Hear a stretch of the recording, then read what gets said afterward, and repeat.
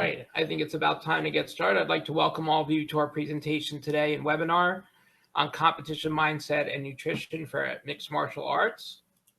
My name is Dan Warnikoff, and I'm the founder of Champion Athletes and a certified sports nutritionist. And for the last 10 years, Champion Athletes have been helping athletes from all different types of sports to perform better through better nutrition.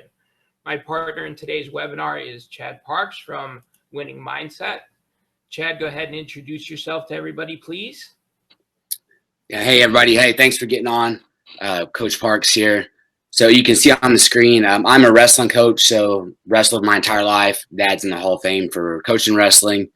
Wrestled since I was little, all the way through college, was a college All-American, then became a coach after that.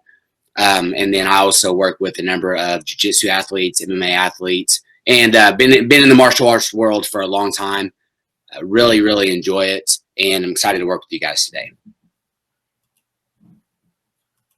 As we're going through our presentation today, please feel free to ask questions.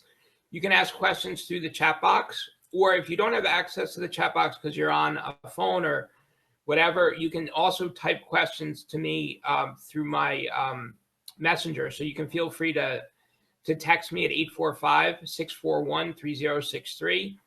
And any questions that I receive, excuse me, for either Chad or myself, I'll read out loud for everyone. We're going to begin our presentation today with mindset. So I'm going to turn it over to Chad to kick us off today. All right. There we go.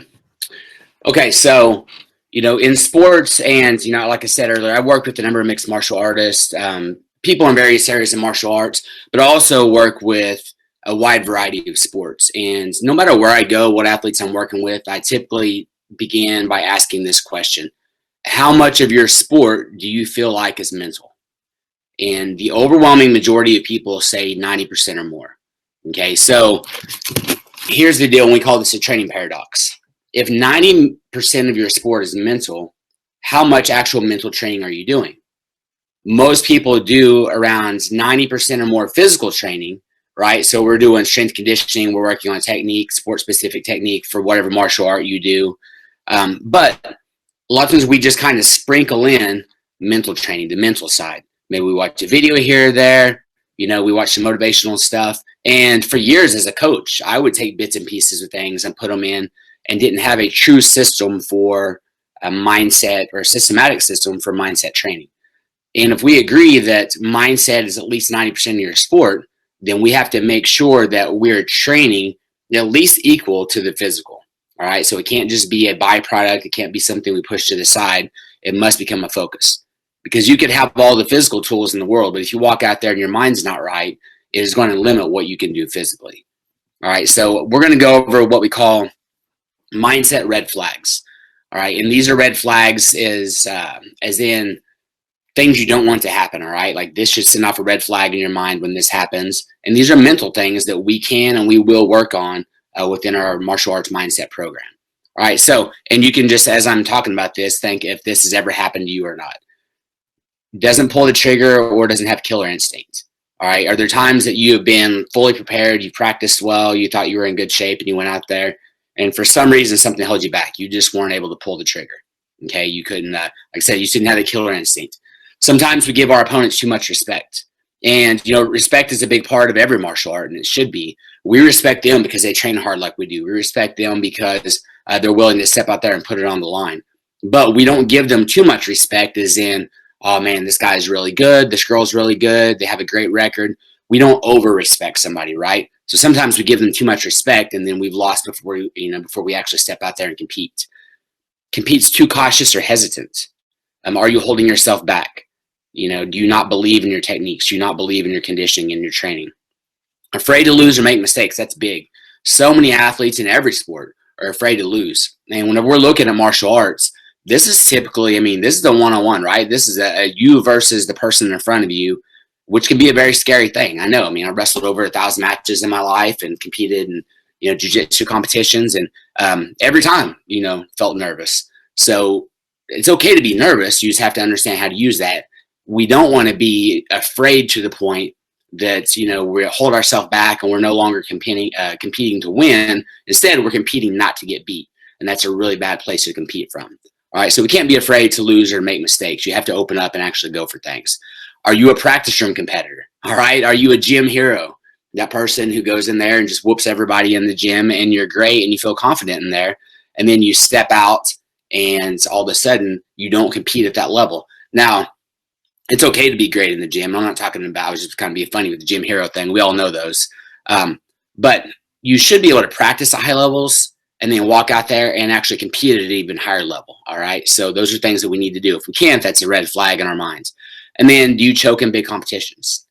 If you do, then there's something blocking you from using your actual abilities. And these are things that, we'll want to address when we're looking at mindset. All right. So what is mindset training? This is a sport-specific, systematic training. Whenever I'm working with my mindset athletes, and I have a number of teams I work with, I have a number of individual athletes I work with, a number of martial artists that I work with. And, whether they're jiu-jitsu or MMA, those are my main areas, and then wrestling, of course. But we have a very specific and systematic system. Okay. So we're going to have a curriculum. We're going to walk through multiple categories, which we'll talk about here in a little bit.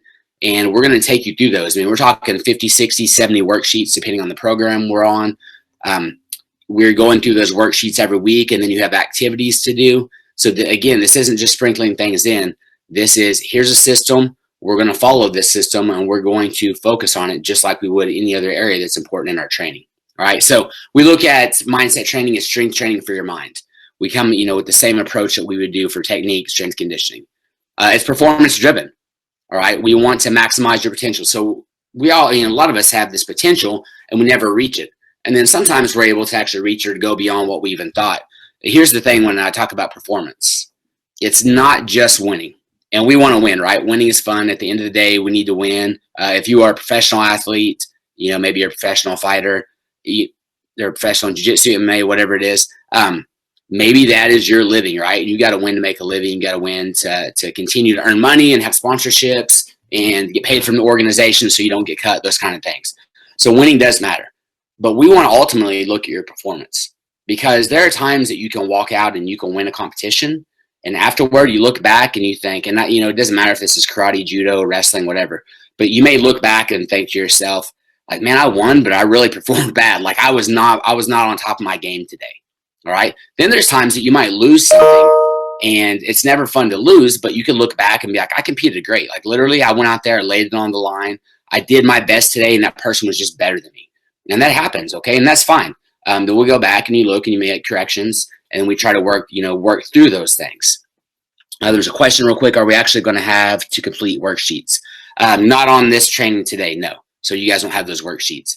But whenever we work with, Daniel asked that question, whenever we work with individuals, yeah, we have worksheets that we send you ahead of time, and we go through those together.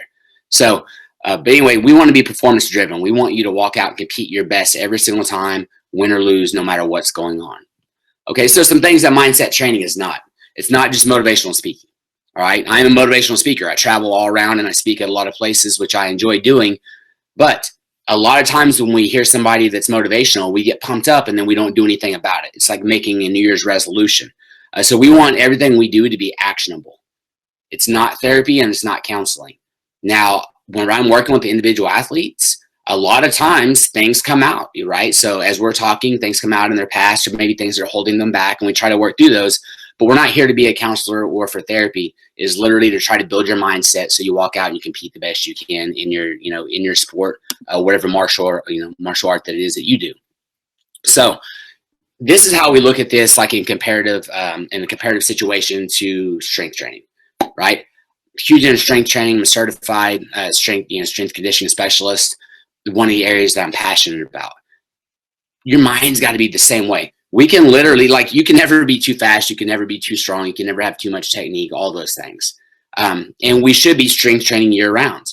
And maybe it's specific to your sport. Maybe it's more general. There's all different theories on strength training out there and whoever your trainer is. But it's something you can do 12 months out of the year, right? As long as you're healthy, we can be working on strength conditioning, and you should be staying in pretty good shape. Well, your mind's got to be the same way. You can't just say like, hey, I'm going into training camp. I got 6 weeks here. I'm going to try to get my mind straight, or I'm going to try to get my mind strong to be prepared. Now, these are things like literally you should be doing every single day. We have activities for you to do every day, every week. And they're little things that you just build into what you're already doing, right? You're creating great habits, maybe eliminating some bad habits. But it's something that should happen year round. Okay. And again, I'm going to go back to this. It's active training. We want everything we do to be actionable. I don't want to tell you, do A, B, and C, and then it's not something that you can actually put to use. And so typically, if you were speaking with me one-on-one, you're talking as well as me. Right now, we're just kind of listening, but normally, and you guys, again, ask questions, please, in the chat box. That'd be great. And we'll do our best to answer those. But we want to make sure that everything we give you are things you can put into action so they're going to benefit in your sport. All right. So if you are a jiu-jitsu competitor, we want this to apply to what you're going to do as you're training for jiu-jitsu, whenever you go to a tournament to compete, maybe you're getting ready for the pans or whatever it is. Well, we want to make sure that our mind is ready when we walk in there, and there are things that we can and should be doing every single day. All right. Just like your coaches are going to show you technique and you're going to go in and practice, we want to do the same thing. Okay. We're here to give you these mental techniques, and we're training different mental muscles. Sometimes when we think about mental training, we're like, oh, I got to be mentally tough, which is awesome. You do need to be mentally tough. So whenever we're going through these different areas, and I see Roman, you just ask what is self-knowledge. I'll kind of hit on that real quick. 13 different mental muscles. Self-knowledge. We have worksheets that you're going to go through, and we want to get to know you. We want you to get to know you. Here are my strengths. Here are my weaknesses. And then here are areas that we are going to work on to improve some of those weaknesses and to get even stronger in the areas that we're strong in, right? It's really, really tough if you don't know yourself, if you're not honest with yourself. A lot of times there are things that we know, but we haven't taken the time to write them down. We haven't taken the time to truly explore those. Goal setting. We want your goal setting to be real and applicable. Again, I don't want this to be a New Year's resolution. I don't want you to set a goal and then 10 days later we've forgotten about that goal, moved on to something else. So we're going to go through and teach you how to set a goal, how to have a daily plan of action. And again, mental toughness is huge. That's something that we're going to work on.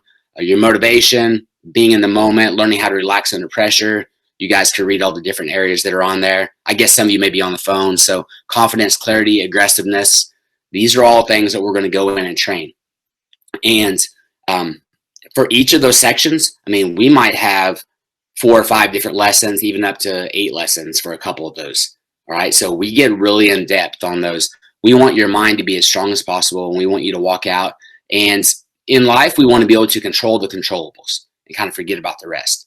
And some of the things that you can control are directly related with your mindset.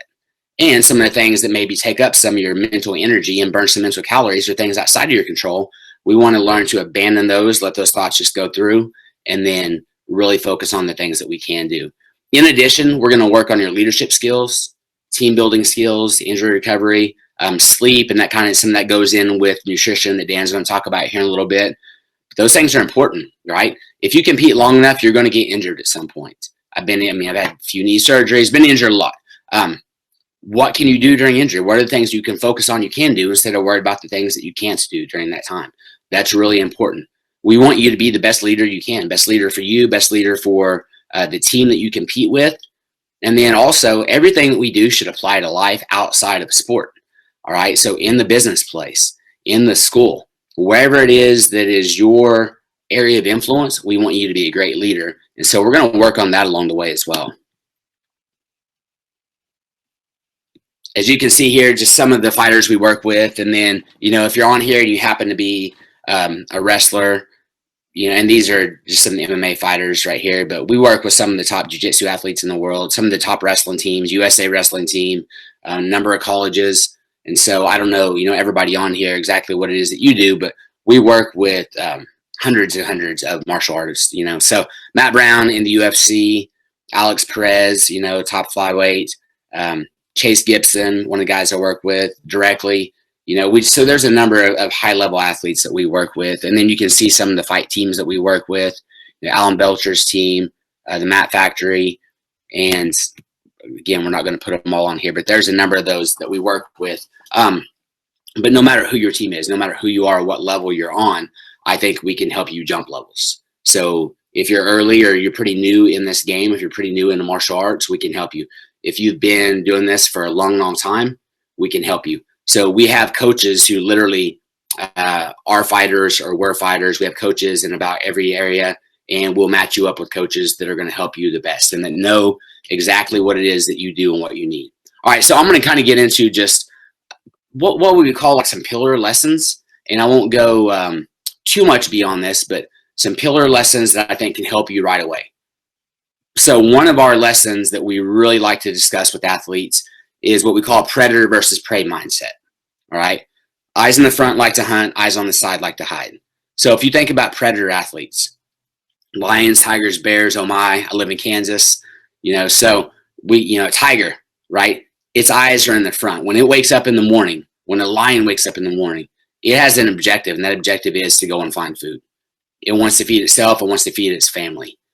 Prey, on the other hand, if we're thinking about deer, if we're thinking about rabbits, things like that, a lot of times we got eyes on the side, and they're looking at everything around them, and their objective really, I guess, is to stay alive, but they're worried about so many other things.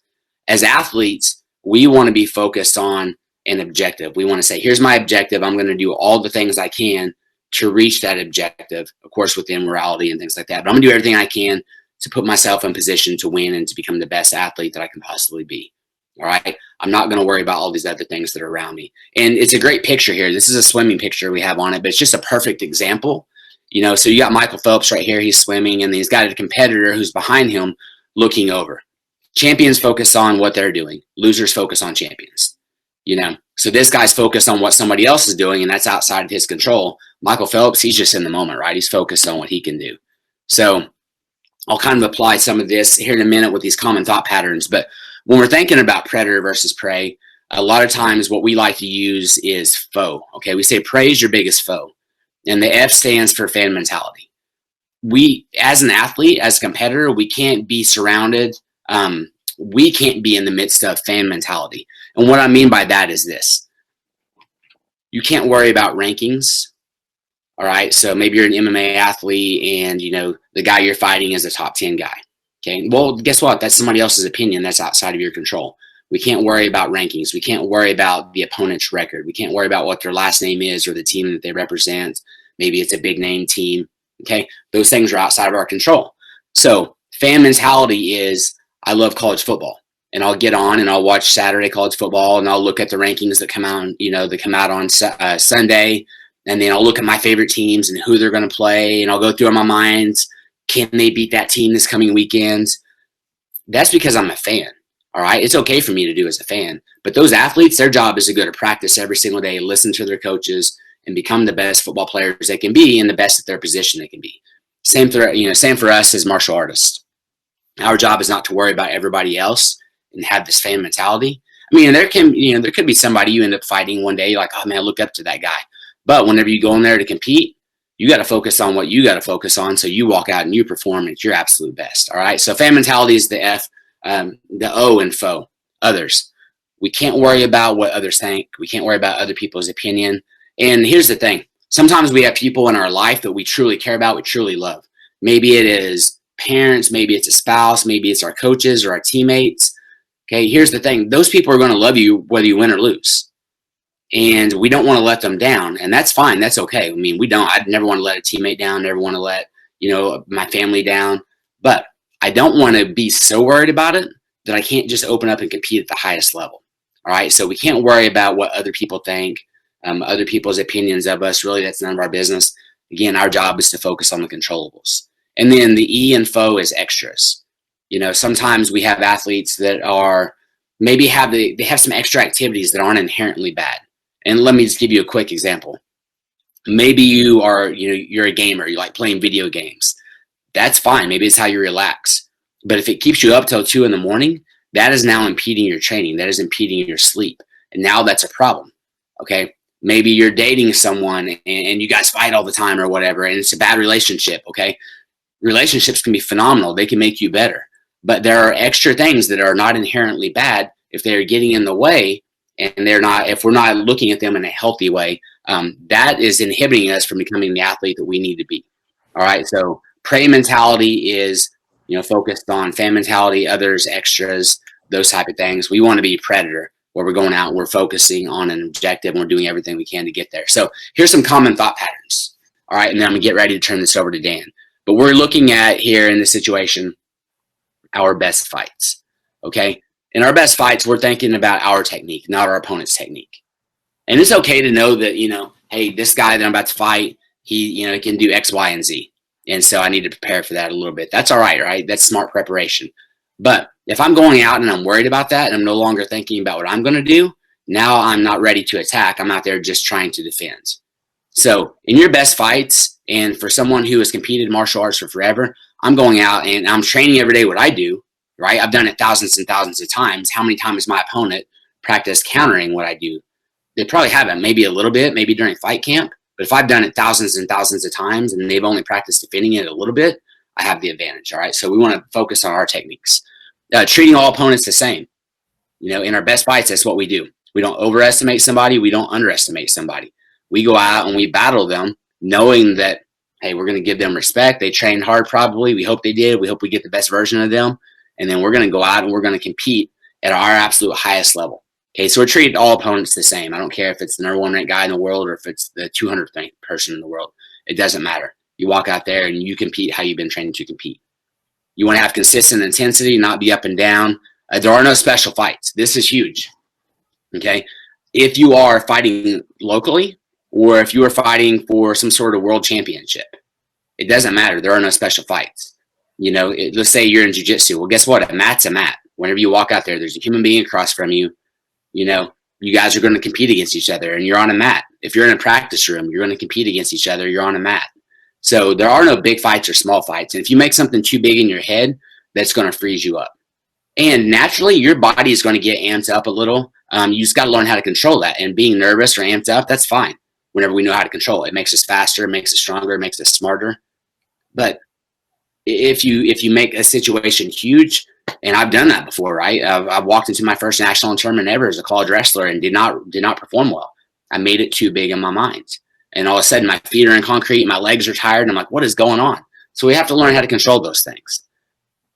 In your best fight, you're thinking, I'm going to make them tired instead of worried about getting tired. If you trained your mind right, if you train your body right, we're going to go out and just get after somebody, and then they're going to get tired. At that point, they're really easy to break. So we're focused on what we can do, out there. And if I keep the pressure on, if I fight my game plan, I'm going to wear somebody out, right? Real quick, I don't care what anybody else thinks of me. I fight for myself. Again, we're not worried about other people's opinions of us. Let me jump down real fast. Okay. I don't care who's in front of me. That's big. Not worried about names, not worried about records, just going out and doing everything that you've prepared yourself for. Comes back to controlling the controllables. So mindset is absolutely huge. We, at Winning Mindset, which is our overall company, we work with all these different athletes, but we want you as martial artists to know that you have to strengthen yourself in every single area. And Dan's going to talk about that with nutrition in a moment, which is a huge component in this whole thing. So as I get ready to turn it over to Dan, if you have any questions concerning mindset, specific areas that you want to ask about our program, or whatever comes to your mind, feel free to put it in the comments, and then Dan's going to jump here into nutrition. So go ahead, Dan. All right. That was great, Chad. Thank you very much. So we're going to spend a few minutes switching gears, talking about competition mindset, competition nutrition for MMA. And the first part I'd like to talk about is really that MMA, just like other high-level sports, is a marathon and not a sprint. So when we're talking about nutrition, it begins about having a great nutrition plan all year round, and then altering it based on what phase of competition you're in. So we look at the MMA challenge as being able to peak at competition time. If you're not a fully grown adult, that you continue to grow and mature appropriately. And we believe in nutrition periodization, which means we don't have one nutrition plan that we follow all the time. We change up our nutrition based on the training cycle that we're in. So we look at training in different phases. Am I in kind of like a pre-training phase, which is what a lot of people are in right now, because we just don't know when we're going to be able to compete again. Once we know that we have a fight coming up, we're kind of in that pre-competition phase. We're getting ready for a fight that's coming up. Maybe it's 3 months away, maybe it's 2 months away. And we're starting to think about what weight we need to get to for competition, starting to train, for a specific event. Then we're in that competition phase, which may be about a month out from the actual competition itself. And we look at what are you going to do that 4 weeks, 3 weeks, 2 weeks, that week before, the day before competition, the day before weigh-in, then after you weigh in, how you're going to refuel and prepare for competition, and finally post-competition recovery. So everything I'm going to talk about is going to be variable based on the training phase that you're in at that particular time. I think the athlete food pyramid is a great way of kind of classifying nutrition for athletes. And, we talk a lot about macronutrients, your proteins, your carbs, your fats, those major building blocks of nutrition. The nutrition timing, when should I be eating carbs? When should I be eating protein? And again, depending on your training phase, those things are going to change as well. When I should be using supplements and what supplements I should be using.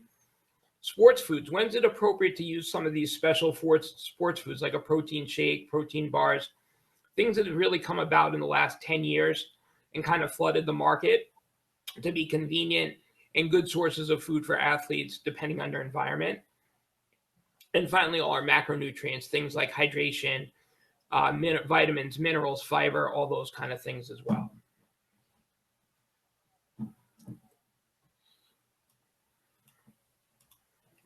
So talking about proteins. So we all know that proteins are essential for building and repairing muscle, but how much protein in your diet depends on what training phase you're in.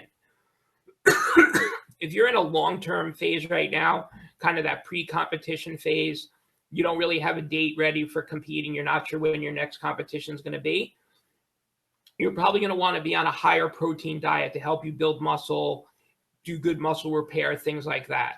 As you're beginning in that pre-competition phase, you might want to be lowering your protein a little bit, increasing your carbs a little bit, so that you have more energy for training. So overall, 20 to 70% of your diet could be protein, depending on the phase that you're in. Remember that protein comes from both plant and animals. A lot more athletes are looking at vegan or vegetarian type diets and plant-based diets. So a good plant-based diet can meet all your protein needs. It just requires a little bit more work than if you're eating animals. And remember that if you don't have enough protein in your diet, it causes anemia. So you don't have enough red blood cells to carry oxygen. You're going to feel more fatigued. You're more susceptible to stress fractures, and it's going to impair your growth and repair.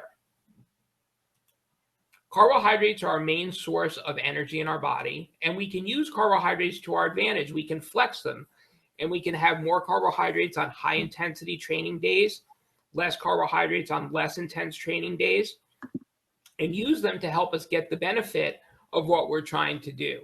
I have a client that wrestles for Duke University, and when he first came to me, his father told me that he wants me to help him use nutrition as a weapon. And that phrase of his is really stuck in my mind. Use nutrition as a weapon, because I think that it's a very good way of thinking about how we can manipulate nutrition in a different way. We kind of think of nutrition as, well, I'm just going to go eat.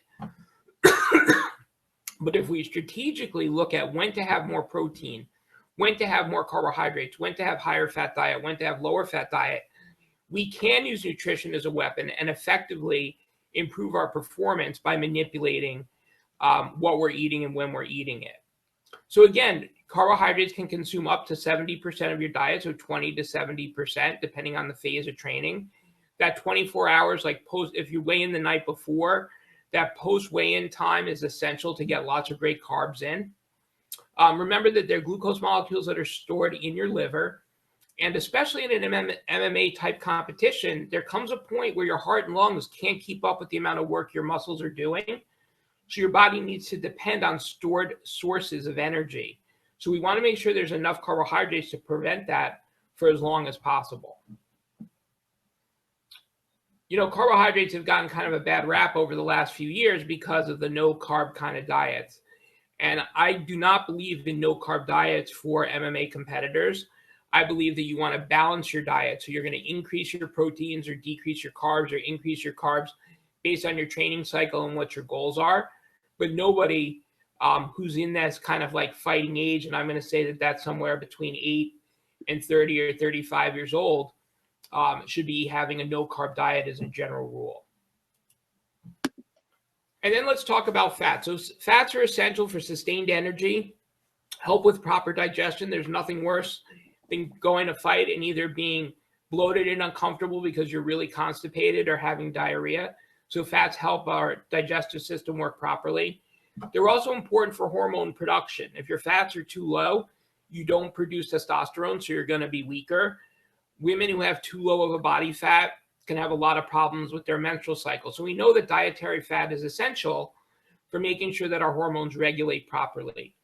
Generally in a diet, it should be between 10 and 40%. And remember, it can be sourced from animals. It can be sourced from fruits like avocados and also from beans, nuts, and seeds. And then we talk about our micronutrients. So all the minerals, all the vitamins that are listed here. And we also include fiber as another essential part of making sure that our bodies are working properly. So a good nutrition plan is going to find that balance between all those things based on your goals in the phase of training that you're in. Now, where do I get started?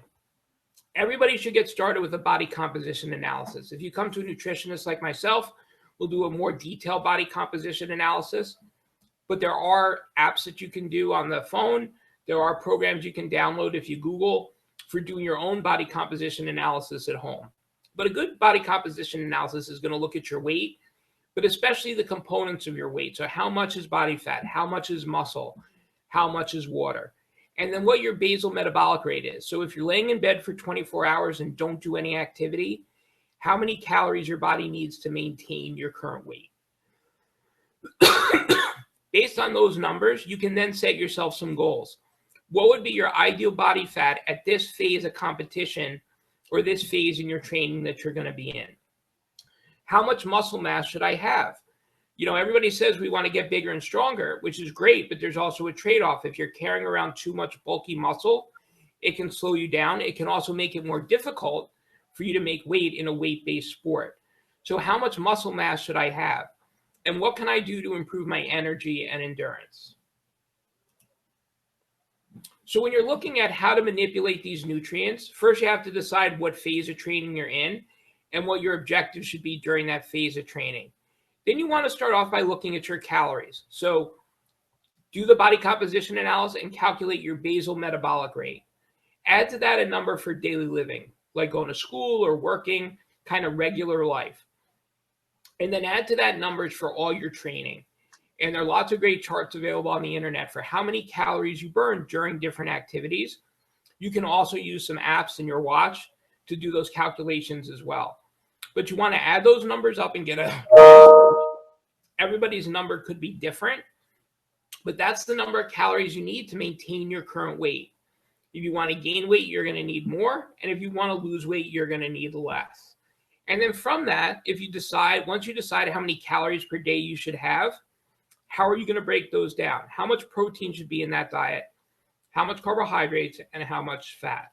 Make sure you're getting all the micronutrients, so you're hitting all the vitamins, minerals, hydration, and also what timing. When do I want to have carbohydrates to give me more energy? When should I back off carbohydrates so maybe I don't store fat late at night? And that's why a nutrition plan becomes so helpful for you. Because when you're not planning, you're guessing all the time. It also becomes very stressful. So a nutrition plan is going to help you meet those performance objectives for the phase of training that you're in. It makes your nutrition very predictable. So you know you're getting in all the nutrients that you need, both your macronutrients and your micronutrients. And if you're working towards a weight for competition, a good nutrition plan will also be predictable for how your weight's going to change.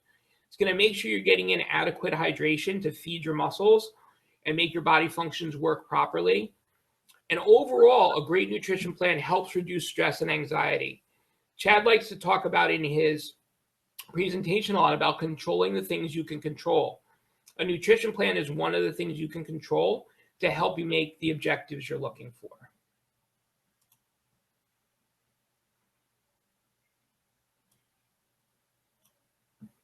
So talking about specifically about competition nutrition just for a minute, I think it's important that 5 days, 7 days out, you start setting up daily goals for where you want your weight to be. And then, of course, 24 hours before weigh-in, you really want to go to bed about 1 pound over the weight that you want to compete so that you can wake up in the morning and be on weight. And what are you going to need to do to change your workouts that day or those couple days leading up so that your weight's going to be right on target? In those 24 hours prior to competition, a lot of people like to stop eating and drinking completely, and we don't recommend that for any of our athletes. Really, the week before competition, if our athletes are having trouble with their weight, if their weight's kind of become a little stagnant, the first thing we do is we completely clean up their diet. So they're not having anything but lean protein, fruits, and vegetables. We're getting rid of all processed food out of their diet. We're eliminating carbohydrates except from fruit and vegetable sources. And the reason for that is that the other types of carbohydrates, whether they're good carbohydrates like the brown carbohydrates or they're white carbohydrates, they make your body store more water. So if you're trying to lose some water weight as part of making weight, we don't want your body to store any excess water. So it's important also we clean up your diet completely and it's lean protein, fruits, and veggies. And we have our clients drink water as long as possible to make sure that we're keeping their muscles well hydrated. After you weigh in, the priority for our clients is always to rehydrate first, and then we attack food sources. So for hydration purposes, water is always super important, but you can also look at some of these new supplements that have been developed specifically help with hydration. We specifically recommend the Right Stuff. The Right Stuff was developed by NASA for it to help the astronauts rehydrate from space. And we found it to be an excellent additive for our clients to help them rehydrate after a big water cut.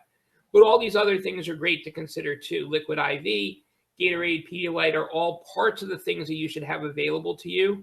And you need to have a rehydration strategy after you weigh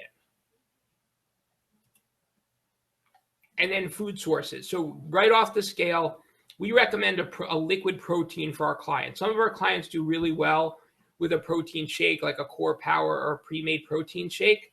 Some of our clients find that milk-based products kind of upset their stomachs a little bit. So then we recommend something like Triminio, which is a water-based protein. So this is more like a fruit punch or a fruit drink with protein in it. It doesn't have the same amount of protein, but it does have good protein in it. Remember, liquids get digested 30% faster than solid food. So when you're jumping right off that scale, the things you really want to think about are something liquid that's going to get absorbed by your body very quickly. Then after you do that, start looking at good sources of carbohydrates. The peanut butter and honey sandwich is great. Good fruits and veggies are great sources also.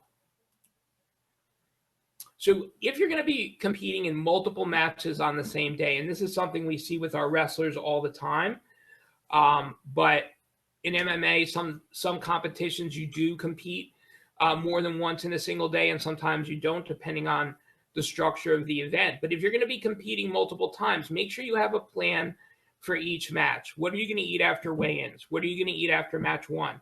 What are you going to eat after match 2, depending on how many matches you're going to have? The concept is to be grazing throughout the day to give yourself good energy, but not feel overfull or bloated. I always recommend to my clients to try your plan out before you actually have a competition. Make a competition plan for yourself and then go to a long practice. Maybe have 3 or 4 practices in a day and have your first competition meal during a break, then compete, then wrestle again, or then fight again, then have a second meal and test it out. See how your body feels with it. Was your energy good? Did you have any upset stomachs? Did you have any bowel problems or anything? Play around with your food to make sure that you have a formula that works best for your body. This is an example of a 2,500 calorie competition plan that we use for a lot of our fighting athletes. This is based on kind of a 4-match competition, and this is specifically for when someone needs to make weight multiple times in a short period of time. So the goal is that they're not going to overeat or overdrink, and that's why you see the water listed and the hydration listed, as well as the food. So at Champion Athletes, we help our clients by making all of this easier for you.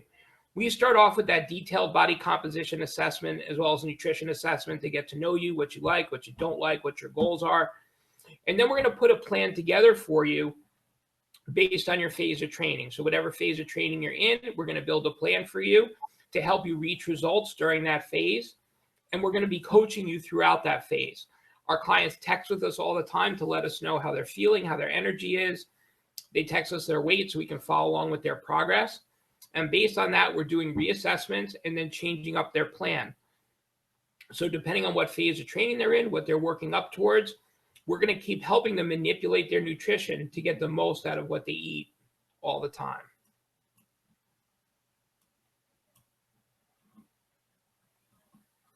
All right. So let's open this up for questions for either Chad or myself. Feel free to type any questions in the chat box, or if you don't have access to the chat box, feel free to text me at 845-641-3063. So I think we have a question here from Roman. What is the best thing to eat after you weigh in? I think I kind of gave you some examples of that. We like to hydrate. We like a liquid-based protein, and then we like a good complex carb. So that could either be like a peanut butter and honey sandwich. It could be like a turkey sandwich. Some fruit are really good options at that point. A lot of that also depends on how long you have from the time you weigh in until you compete. The more time you have, the more of a meal you could have versus something, lighter on your stomach. Andrew asked a question. When should a weight cut start? Like how long before weight in date? Andrew, that really depends on how much overweight you are for the weight that you want to compete. The more overweight you are, the more time you need. A good healthy weight loss is about 2 pounds per week. That would be of a fat loss. That would be making sure that you retain all your muscle and are only losing excess body fat. Water, we don't really start to cut until about 48 to 72 hours before a weigh-in. And then Connor asked, can we get a copy of slides and handouts? Yes, in fact, the whole presentation will be available for download both on Winning Mindset and on Champion Athletes. It takes us a few days after the presentation to have the video uploaded, and the slides will be available also.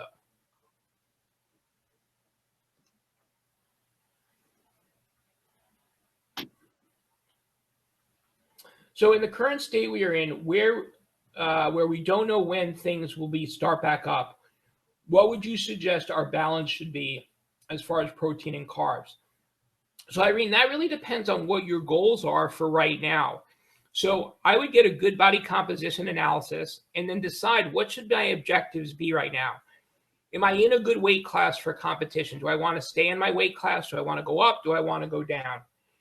Then use this time to reassess that and then make a decision about how you would like to move your body to get you in that ideal space. So when competition resumes, you're in a better place to make the weight and feel great. So you may be thinking, maybe this is a good time for me to move up a weight class. So I want to focus on gaining muscle and getting stronger. It may also be a time that you've been thinking, you know what, I could be fighting better at a lower weight class. And again, you want input from your coaches and things like that, but maybe you're thinking about dropping a weight class. So maybe this is a time to begin losing some excess body fat and slowly leaning down so that when competition resumes, you could be ready for that. If you're in a muscle gaining phase, generally we recommend a higher protein diet. If you're trying to lose body fat, we have more of a moderate diet. So somewhere around 40% protein, 40% carbohydrates, 20% fat. And then as you're getting more into a training cycle, we bring the protein down a little bit and increase the carbs. Okay. Ron asked a question. Ideas on eating and drinking for high school wrestling. We weigh in 1 hour prior to competition. So, Ron, we work with about 150 wrestlers around the country in season. And all of our wrestlers follow a plan very similar to this one. So the things that we go to are, for instance, we hydrate with water. Some of our clients do use something like the Right Stuff as a hydration additive, but that's on an individual basis. We like the idea of like a half a bagel. Bagels tend to fill kids up, but give them really good sustained energy. And we put peanut butter and honey on that bagel. And we also like to have some sort of a protein source. So that would either be a protein shake or the liquid protein. And then we kind of break up their meals throughout the day based on this. So this is kind of a typical plan that we use with our wrestlers. This is a 2,500 calorie wrestler competition plan, actually. So Peter asked, I began to drop weight right now for November. Is that a good idea? I don't know. It really depends on how much weight you have to lose. You don't want to be too lean too fast because that's going to affect your ability to gain and maintain muscle. The ideal zone for gaining muscle for a man with body fat is between 10 and 15% if you're kind of done with puberty. So ideally, if you want to stay in that 10 to 15% range as long as you can. And then depending on how much overweight you are for a competition in November, kind of plan out if you were losing about 2 pounds a week, where you would want to start losing weight. I began to drop weight. Oh, okay, I answered that. All right. I think that covers all the questions we have listed. Any more questions for Chad or myself we can answer for you? All right, Roman asked one for Chad Parks. Would you wrestle at in college? What weight class did you wrestle at? I actually wrestled at 3 schools, Roman. So started out Missouri Valley College, NEIA champions, and then ended up transferring. I'm from Oklahoma. I ended up transferring to Labette College, which is closer to Oklahoma, a junior college. Wrestled there, and then out to Fort Hays State, a Division II school. So those are the schools I wrestled at. I started off my college career back when the weight was 134. So I wrestled 34 my first year, 42 my second year, and then they changed the weight classes, 149 and 157. So I actually went up, put on muscle mass. I'm a nutrition freak, so kept lifting hard, put on muscle mass, and my last year at 57 probably could have stayed at 49 had the rules been how they are now. At that time, we were not allowed to go below 5% body fat, and my body fat was too low, so I had to wrestle 57, although I was probably really a 49-pounder by size.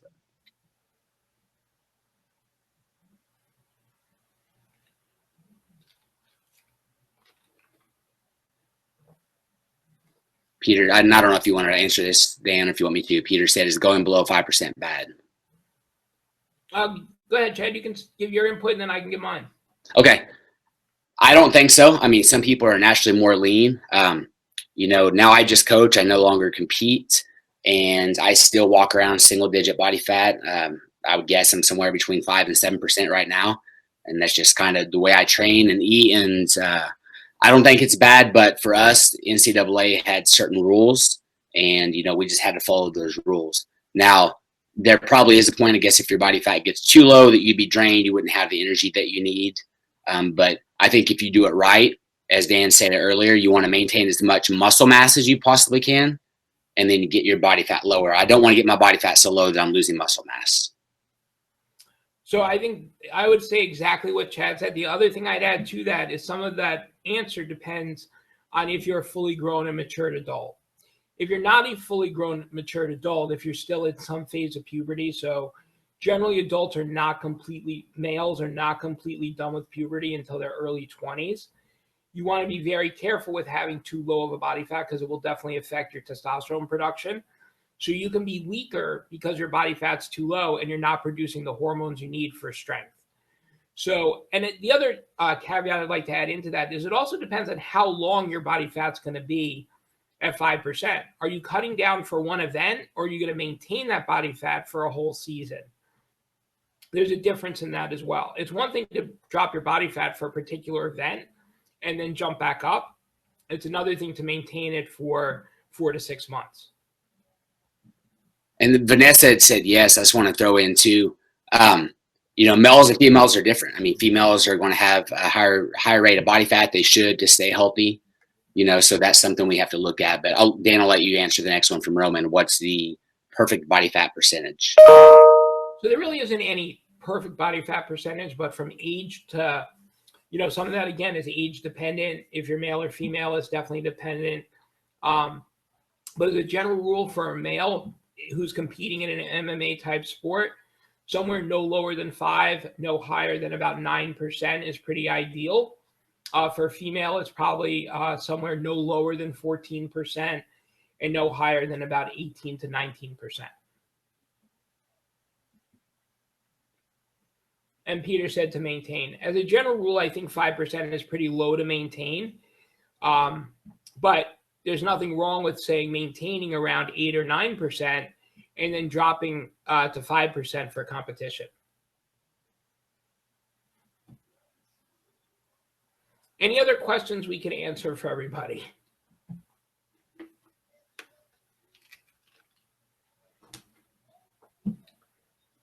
It's like Connor's typing a question right now.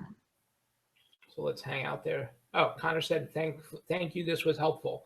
So a few people did ask, this video will be available for you to download both on Winning Mindset and the Champion Athletes website over the next few days. It takes us usually about 48 to 72 hours for it to get uploaded to the website. And if you have any individual questions, feel free to reach out to us. So you can contact myself through this information that's listed above, through either my wrestlernutrition.com or my championathletes.com website, or Winning Mindset through their contact information listed as well. Yeah. Real quick with Roman's question about body fat percentage, Roman also wanted to say that everybody's got to kind of know their own body. Not even worrying about body fat, you got to kind of know what weight do you walk around and feel really good at. So, when I was having to compete at 157, I mean, I would get up to an off season around 170 and then slowly cut back down. And when I was at 149 or even today, I just, I walk between 155 and 160. And as an adult, post-competition career, I've got back up in the 170s and I'm just too bulky. It doesn't feel good to me. I don't feel as fast. So where I'm at now between 55 and 60, and normally right around 60 is where I feel I'm strong, but I'm also fast, which equals power. And so find something that feels, depending on your goals, are you in a muscle building phase? Are you just wanting to do something for looks or just going on feel? Like I said, walking around at kind of your ideal body and weight, where you feel really good, you feel fast and powerful. So I think more than body fat percentage, kind of getting to know that. And then, of course, we don't want to get way, way above our weight if you're cutting down, or there's no reason to be within a pound if you're not competing for 6 months, whatever. So those are all factors we got to look at. All right. Well, I'd like to thank everybody for participating in today's webinar. And we look forward to interacting with you. So feel free to send us any questions and we'd be happy to work with you. Chad, any final thoughts? No, I just want to say to everybody, thank you so much for getting on here. We appreciate it. Dan will be sending out stuff and following up. And this is great. You guys, contact us anytime because this is what we do and we want to help any way we can. Take care, everybody. Have a great rest of your day.